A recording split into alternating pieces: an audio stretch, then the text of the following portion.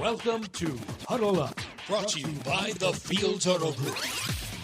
Jaguars senior writer John Oehser, NFL Network analyst and former Jaguar Bucky Brooks, and senior reporter J.P. Shadrick bring you the latest on your Jacksonville Jaguars.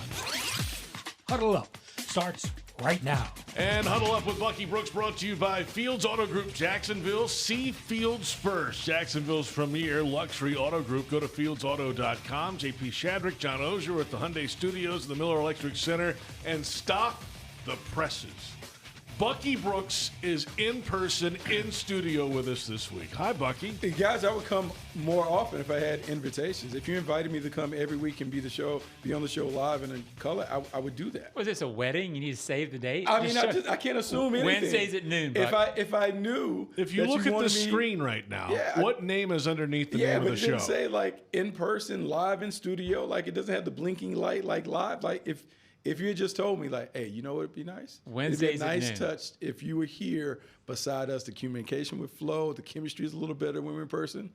Like, we can make some of those things happen, potentially. As far as I know, parking's free out front. It is. I mean, parking. You just roll. It's not like L.A. where you got to pay to park. Just a little communication. Communicate. You gotta Not ask what only you is need. he here, JP, but he's got like a spreadsheet. Already. I mean, it's OTAs. spreadsheet with This is notes. his favorite time of year, as it is yours, John. Of course, one of these notes is call home, so I'm not sure what that one is. So, Gotta make sure. I mean, mayonnaise. There's nothing better. Mustard. Like just Buns. smelling the grass, seeing the guys out there working hard, counting completions and incompletions and all of those things, tallying them up at the end of the day, talk about what's a great practice. It's a lot of fun. That's Phase 3. I've That's what we're seen at. 1 and Phase- 4. JP and I have seen 1 or 4. I believe on Wednesday, Bucky saw OTA 5. Mm-hmm. So we've got 3 of 5 covered. Yeah, and then there's 5 more to go. There's and 5 then more a to go. 3-day mandatory minicamp. Ball is ball. We're getting close. Ball is not no. Ball is not ball because What are we talking about? that's not ball. What you're seeing out there is not ball. Better than nothing. It's It's Crawl. bag, half ball. Walk, run. Right. It's a precursor to what ball is going to be when we get to training camp. It's dress rehearsal. It we is had dress helmets rehearsal on. ball. We had helmets on. We were moving around. Little Right. competitiveness. We stayed up. I saw Travis Hunter making some plays. I saw some good things. Trevor Lawrence escaping the pocket, rolling to his right, dropping dimes. Okay. It's a good day today. We will talk bye. Okay, we certainly will. The head coach talked ball, ball. or ba, whatever that is. Head coach talks ball. The equivalent yesterday after the 4th OTA practice. Of course, big topic. Bucky, you mentioned his name, Travis Hunter. Yeah, he is getting some practice in both ways, but not on the same day. We won't put him in that situation to have him do that, although I'm sure he'd probably want to. Yeah, I'm sure, but at the end of the day, it's trying to, he still meets defensively every day that he's on offense, so he's getting the mental part of it and being able to catch up on some of the communication, some of the corrections off the film from the defensive side of the ball. So he's getting a lot of the mental, and it would probably be unfair to put him out on the grass and do both and ask him to go do that and see success, And of course, later on, he went to say that, hey, during the season, that's another story. If they get to that point where he's going to be playing on both sides in that week, you're going to have to mix it up during a game week practice. But right now, Bucky, it's about getting him out there. Certainly on the offensive side, he had 1 day on the field defensively last week. Yeah, I mean, I think the Jaguars are taking a real smart approach when it comes to like easing Travis Hunter into a potential 2-way role. What they're trying to do is make sure you master one side of the ball before you kind of get exposed to the other side. So it's obvious that they view him as an offensive player first. They're putting him with the offense. He's spending a lot of time there working on his route running and playmaking, learning all the plays, and kind of getting into that first rotation with Yami Brown and Brian Thomas Jr. But then on defense, they're trying to kind of get his feet wet in terms of some of the fundamentals and those things. To me, I talked about it. This reminds me of what you would do in high school. Like in high school, people are talking about 2-way players, but really most players are 1.5-way players, meaning they start on one side, then they're a part-time player on the other side, depending on the magnitude of the game. To me, I view Travis Hunter as one of those guys. Some weeks he may play both sides with a ton of snaps. Other weeks it may be, hey, he's more offense. He may not get in on defense. To me, he is such a unique player, such a special playmaker that you want to tap into everything that he can bring, but you want to make sure that you keep him fresh and healthy and ready to rock. This is a little different, Bucky, but unfortunately for you, Bucky, we grew up around the same time. And the Washington football team, remember in big games, put Darryl Green on punt returns. Yeah. When they needed it. When they needed it. When it was time to go. Yeah. Like in the playoffs. And so it's a little bit, I think, like that. I think it'll be more extensive than that. And I think this is where you start Travis Hunter. And everything I've been told is, look, he wants to be doing and preparing more. You sort of have to hold him back, keep him in the cage, if you will. There will be a time where he is he's pulling at the leash, where they're going to want to let him off of it and I'll let him go. So he can earn a lot more leeway in this than he's getting right now. Absolutely. And I think the thing that you have to do as the experienced coaches who've been around the block a few times, you want to protect him against himself. Because right now we can talk about it like we cared about OTAs and the importance, but there's no need to max him out and tap him out during OTA practices. As we get through training camp and we start getting into game prep, then it's more important for him to kind of hone in on whatever role that will be as a secondary role on defense. But right now it's about learning the ins and outs of the offense, understanding the individual techniques that he needs to know for defense. But to me, I think this is something that is easier to pull off in this scheme than in others, because this is, you'll hear the words vision and break, zone defense, those things. To me, it's a see ball, get ball defense. There are not many that can get the ball like him. And if you put him in a zone, one, it cuts down the amount of running that he does on defense, but it also plays into his strengths as a ball catcher, because he has great instincts and awareness. Putting him in zone on third down, obvious situations, 2-minute drills, maybe in the red zone. I think it's easy to carve out a role for when Travis Hunter gets on the field on defense. And it seems maybe by intent or maybe by just because of the circumstance, say most of his defensive snaps are on 3rd and 7 or longer. The offense will run at times in that, but it seems like it will keep him from having to hit a lot and therefore reduces wear and tear. I'm not saying he's scared to hit or won't hit, but you want to limit those opportunities or those times he needs to do that. That would seem to reduce wear and tear, injury, et cetera. Full disclosure, my first exposure to Travis Hunter was when he was in high school. He was a YouTube sensation as a 7-on-7 star, like a two-way player. And putting him on 3rd and 7 plus or third down situations, you're basically asking him to do what he did in high school, which is play 7-on-7, guard the pass, cover receivers, make plays on the ball. Maybe you make tackles on guys that are similar size, but it's not like you're asking him to get his nose dirty on the run game consistently. You don't have to stop Darryl. From a preservation, from a preservation standpoint, it's much easier to mitigate some of the risks of being a two-way player when you don't expose them to every snap on offense and defense. Ask him to be a guy that's a run stopper on the edge and those things. I think, look, with the advent of nickel, dime, quarter, as many DBs as you want to put on the field, there's a way to get him on the field to allow him to make impact plays without really putting him in that physical grind that he would be required to be in if he was a full-time DB. Do you think that meeting room is like with Edgar Bennett running it on the wide receivers? Oh, my God. Now, Edgar Bennett's a pro, and so I think he is – the thing is, Edgar, when you talk to him as a civilian, he's going to be very soft-spoken and those things, but he understands how to demand it out of players when he needs to. But he's a great teacher. I would say, look, John saw him in high school. He's a self-made man in terms of how he carved out a nice career for himself in the league. Came in as a fullback from Florida State, makes his way into being a tailback for the Packers, eventually wins the Super Bowl and those things. But he understands how to get guys going. If you look at his track record going back to his time in Green Bay, the young receivers that developed, the toughness that they played with, but more importantly, the running skills and the run after catch stuff that they displayed, he understands what he's doing. I think Travis Hunter, Brian Thomas Jr., all those guys that are under his direction now, they're going to be much better players in time. I have a question for the football theorist, and it's Bucky Brooks. Conspiracy theory? No, I mean, it's I've gotten a lot of questions about, well, why are they playing him on offense over defense?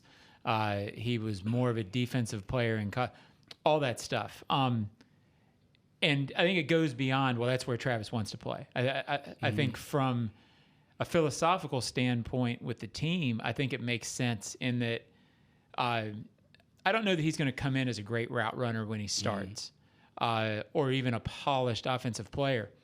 But from a philosophical standpoint with the team, you've got BTJ at one receiver. You have Yami Brown, who you love. You're adding an element that is going to add a level to the offense that defenses have to try to control. Mm-hmm. So I think that's where he can make – I don't know what his numbers are going to be, but it's hard for me to imagine that they're not more explosive and hard to defend with him on the field.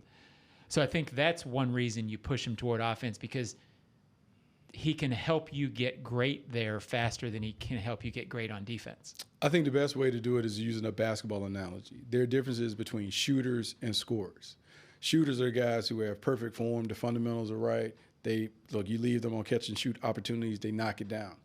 Travis Hunter is a scorer. Mm-hmm. Travis Hunter is someone, give him the ball and get out the way. He's going to find a way to create it. He's Iverson. And basically that's what right. they've done. And so if you want to say he's James Harden, Iverson, however you want to call it, he is a bucket getter. Brian Thomas Jr. is your number one receiver. He is the one he's the anchor to the passing game. But what you have around him is another playmaker that can get it done in a different way. I would expect, if we look at the hit chart at the end of the year, Brian Thomas Jr. is going to be high end in terms of the number of catches and what he does, because he's number one. I think yards per catch, that's where Travis Hunter becomes the big-time playmaker. Him and De'Ami Brown. De'Ami Brown is the vertical threat. Travis Hunter as the guy that's the catch-and-run specialist, the red zone weapon, the ball catcher. They're dangerous, they're dynamic, and I've likened this version of the Jags to what the Rams had early on in Sean McVay's tenure when they had Brandon Cooks and Robert Woods and Cooper Kupp. They were fast, dynamic, and they created a lot of problems with their speed. On this roster in front of me, he's listed at 6'1", 185 pounds. Generous. I don't know if he's 185. Generous. Maybe we've got all his pads on and cleats and all that. It's pouring down rain. Yeah, just a little wet. A lot of pennies in his pocket. A lot of pennies in his pocket. Helmet on, maybe. We're wearing everything. He's a little slender. How concerning is that for you? Not at all, because he's always been fine. He hasn't really had any major injuries. Last year when he got beat up a little bit, ribs and stuff, but nothing that was a size concern.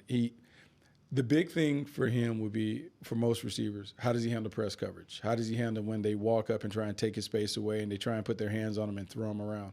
Does he have the quickness, the elusiveness, the escapability to defeat press coverage? Because if he can do that, it's going to create a lot of problems. But it's the same thing. Brian Thomas Jr. had to learn how to deal with that. But once he learned, it was problematic for opponents that walked up on him. I would think early in the year, Brian Thomas Jr. is going to get a lot of double coverage. And how Travis Hunter and De'Ami Brown handle their one-on-one matchups, that'll determine whether they lift the blanket in the cloud on those guys. Because if they can make enough plays, it now creates a lot of opportunities for Trevor Lawrence to be able to go wherever he wants to based on who opens up first. One final thing on Travis, too. Yep. It's what's interesting is I do get a lot of questions on, well, if he's only going to play X on defense, how much impact does he make? Why not the other plays? And to me, Bucky, it's if he gets 3 picks and influences another couple interceptions somewhere else, even a non-huge statistical impact, if he makes a couple of plays, if he gets you the ball back in 2 games where it's key, that's huge impact. And it's going to be harder to measure on defense, I think, but he can make impact if he just makes 2 or 3 plays on defense over the course of a year. I mean, look, we've all sat here and watched the team play. Last year, they were 1-9 in one-score games. How many of those games did we see the team have a lead and surrender a lead in obvious passing situations where we should be in a loose form of a prevent, just keep the ball in front? We saw the Indianapolis Colts go up and down the field a few different times. In those moments when we're up and it's obvious passing situation, now putting a guy who is a known interceptor, known playmaker, that helps. there's value in what he can bring in the fourth quarter in those gotta-have-it moments. How good a cover guy is, you're the draft guy. We've all seen you at the combine on people's shoulders and I mean, that's this okay. number. I mean, I'm at my best on people's shoulders, like on top, like being here. But how good a cover guy is he immediately? Can he take a quality receiver out of the offense quickly? In my estimation, I think he's a better zone defender than man. Even though they played a lot of man-to-man at Colorado, what he's best at is being able to really vision and break, eyes on the ball, making plays and those things. That's why I think this scheme really kind of suits his skill set, because he is so aware and instinctive. He has great diagnostic skills in terms of reading routes and things that are breaking in front of him.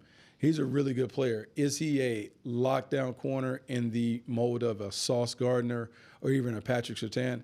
I wouldn't say that. A different style, but he's a playmaker on defense. He is a playmaker. He's going to take the ball away. Look, I won't compare him to, but you remember how Rasheed Mathis used to take the ball away? Sure. Like he was an interceptor magnet. He is more in that regard, more so than Jalen Ramsey in terms of lockdown, shut you down. You're not going to have anything open on If on you that make side a player of the or field. two like that every month, then all of a sudden you're impacting a lot in this league. You're a Rookie of the Year candidate at Sure. some point, too. The schedule's here. And, yeah, you don't want to miss the matchups this year. And you can become a season ticket member. You can catch 3 or more games with a bundle at the bank, or experience this season with a Prowl Pass, Bucky. There's a plan for every fan. Every fan. Get your tickets now. Jaguars.com/tickets or call 904-633-2000. Huddle Up with Bucky Brooks, JP Shadrick, John Ozier. Bucky is with us in studio today. Well, there's an aura. Yeah, I mean, Something really about is. it. just an invitation. Yeah. Just an invitation. Just a simple invite. Everybody wants to be wanted. You're always invited because your name's on the show, Bucky. Just want to be wanted. Just everybody wants to be It's wanted. in the title. That's what it is. We talked about, the weight of Travis Hunter.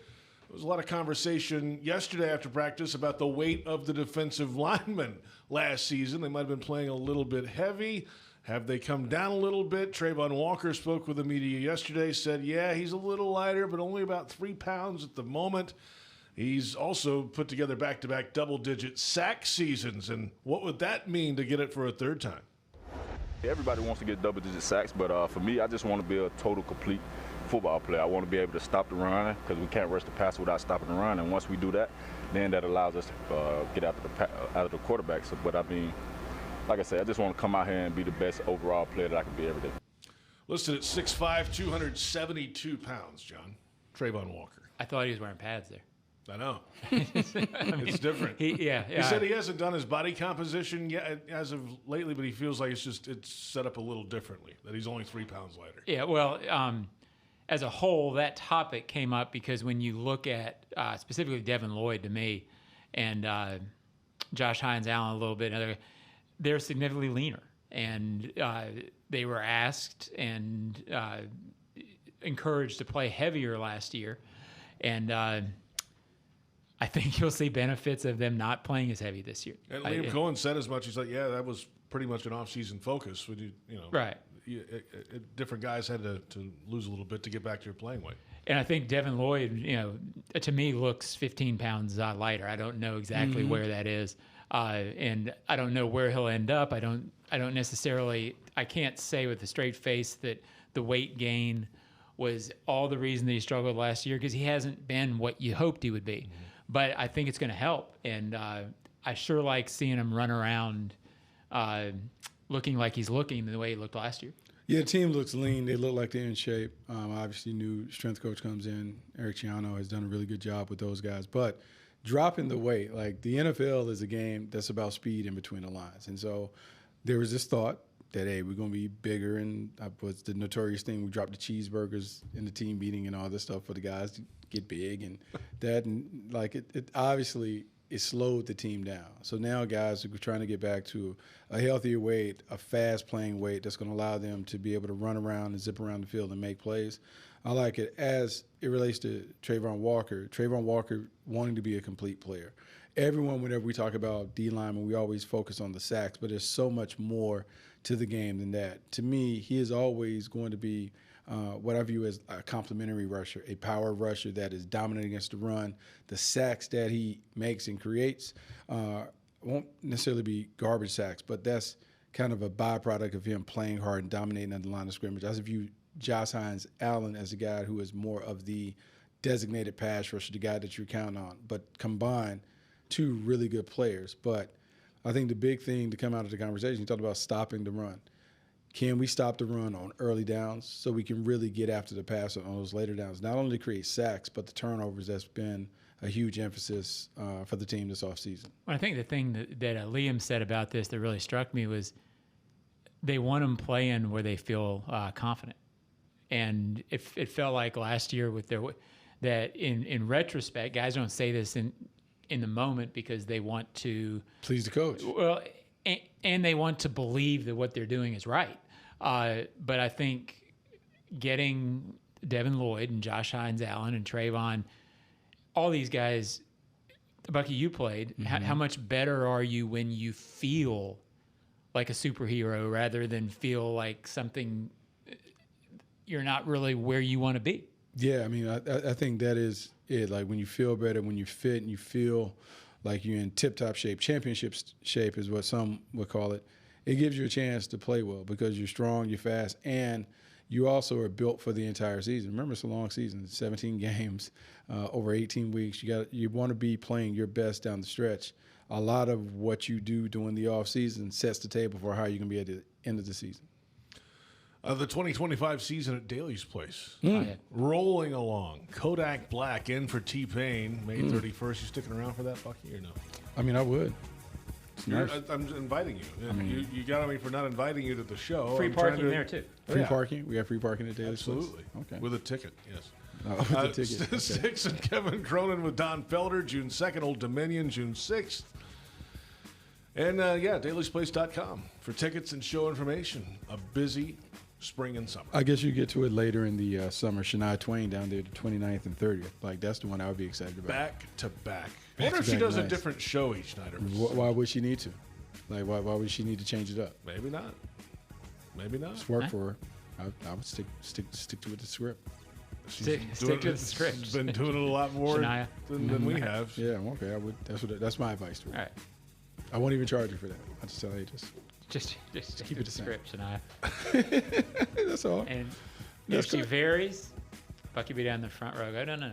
Come on. Let's get back to it. Like, don't deviate. Play the hits. I can picture Bucky down there front row. Man, I feel like absolutely. a woman. Yeah. Let's go, girls. Hey, we got, what do we say? 5 more OTA practices after today. And the 3 mandatory minicamp practices. So we're coming in hot to the end of the off-season program. And the off-season program, then they have a month off, and then before you know it, mid-July, it's on. It's on and popping. I'm excited about it. Got everything lined up. We got these practices left. Got the developmental period. See some of the young guys have more opportunities. That minicamp will be the final thing, and then everyone disappears for like a month. Aside from Travis Hunter, anything on your mind? Anything jump out? I mean, what's on your sheet over here? I mean, you got like marked up. You got all notes. kind of stuff. Like the scout never leaves. A lot of notes. A lot of things. Hold it up for the camera. Which side of the I think you're supposed to call your daughter here. There you go. Right over here. We got all the stuff. Like we got everything. Got some highlights, some players to watch. Good football players. Had a conversation with James Gladstone. Team building process. Talked about that. Talked about the players, the culture, and the character. Those things, trying to make sure you got the right people. It could be a lesser player, but they got great character. Gives you a chance to win. And then watching Liam go through situations today was a situational day. Okay. So it was a lot of thinking caps on, like what's the situation, how are we going to execute, how are we going to play it, and what I like, we walked through the situation, went away, and came back and ran through the situation. So it's just like raising up a child. Like, you know, hey, first they crawl a little bit, then they walk, then they run. So I'm looking forward to seeing the Jaguars run a little bit as we get to the end of the preseason and the regular season. Then they turn 16 and drive a car. Yeah. You got to show them all over again. And you got to pay for insurance. Right, yeah. Yeah, in California. That is very problematic. And imagine having 2. Imagine having 2 that you got to pay for double the insurance. Ooh. Yeah. That's why I need more invites to come back. We'll call it a show. Bucky, great to see you. Yeah, man, it's nice being here. Are you in Like, person even next every week? Or are you going back to I mean, what are we doing here? You're always welcome, but what are you doing? Well, I'm going to stay here through the end of the week. See if I All can see right. some more practices, see if I can learn some more about the team, talk about it, write about it, you know. Love watching ball. I mean, like when you're a football junkie, this is what you do. You live for these opportunities to go watch ball. Smell the grass, all that. Like, you know it's time. Smell the grass being cut. It's all right there. John's not as excited about John it as I is am. not excited about much of anything. This is a cool time of year on years like this. When it's a new regime and there's a lot of youth, this is cool. In year 3 of a regime, frankly, OTAs aren't that interesting. No. But right now, this is a really cool time. It is. You're not serious. wrong. It You're is not fun. wrong. Yeah. Vibes, everything. Vibes. Good vibes. Days. Good vibes. But Overflowing with vibes. right. Means nothing until we kick it off. That's but right. We I'm will throw optimistic. some vibes at you around here. We know some off-season But vibes. I think the good thing about this bunch is it does feel real. It does. I know. We got to get him going, though. Oh, we get them going. All in. I'm ready. 4 to 6, A to B. 4 to 6, A to B. Stand Plus United. 2. Come on. 4 to Stand 6. United. We're all in. That's Bucky Brooks, John Ozier. I'm JP Shadrick. Thanks to Brent Reber and Joe Fortunato and our entire crew. Thanks for watching and listening to Huddle Up with Bucky Brooks.